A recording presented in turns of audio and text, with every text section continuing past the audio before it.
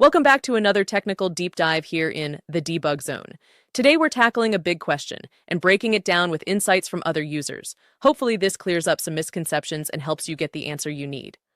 So buckle up, stay a little curious, and let's jump right in.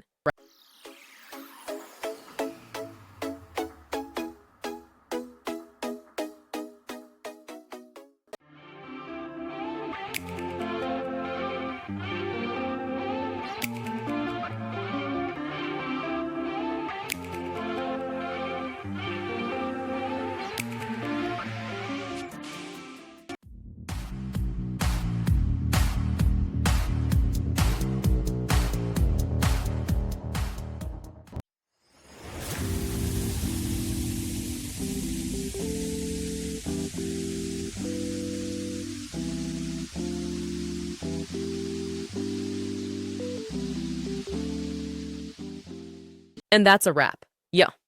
I hope you found the answer you were looking for. If you did, take a second to hit that subscribe button. It really helps out. And let me know in the comments which solution worked best for you. See you next time in the debug zone.